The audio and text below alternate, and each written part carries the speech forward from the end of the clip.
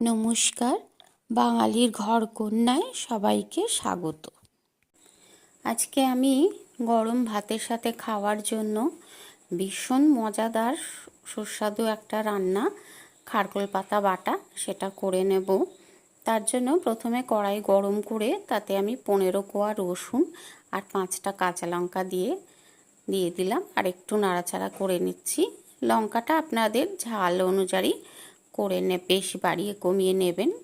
এবার আমি দিয়ে দিলাম 1 চামচ মতন কালো জিরে।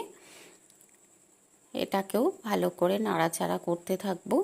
যখন কালো জিরেগুলো ফুটে ফুটে উঠবে আর লঙ্কা আর রসুন ভাজা হয়ে যাবে, তখন আঁচটা বন্ধ করে আমি এগুলোকে নাবিয়ে নেব। দেখুন রসুনগুলো ফুটছে। এবার আমি আঁচ বন্ধ করে এটাকে নাবিয়ে নিচ্ছি।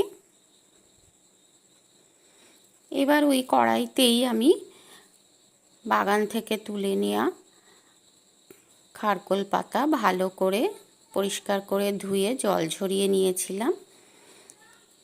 এবার ওটাকে কড়াইতে দিয়ে এই মুহূর্তে ওটাকে বেশি নাড়া যাবে না, তাই আমি একটু ঢাকা দিয়ে দিচ্ছি যাতে এর থেকে একটু জল বেরিয়ে আসে। দেখুন এর থেকে একটু জল বেরিয়ে এটাই অনেকটাই মজে গেছে। এবার এতে আমি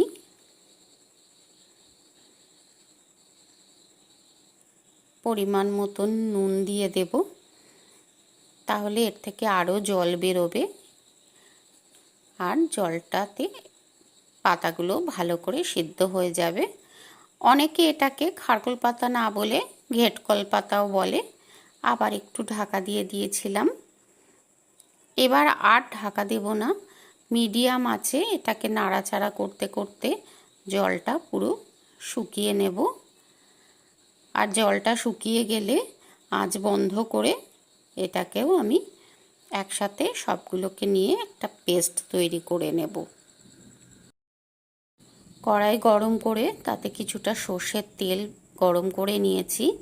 এবার যে পেস্টটা তৈরি করে নিয়েছিলাম, খারকোল পাতা, লঙ্কা, কালো জিরে আর রসুন সব একসাথে তেলের ওপর দিয়ে দিচ্ছি।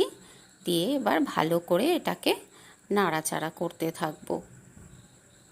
এটা মিডিয়াম আছে, এরকম নেড়ে নেড়ে সুন্দর ভাজা ভাজা করে নেব। এই সব বাটাতে একটু তেল বেশি দিলেই ভালো লাগে। দেখুন এটা একদম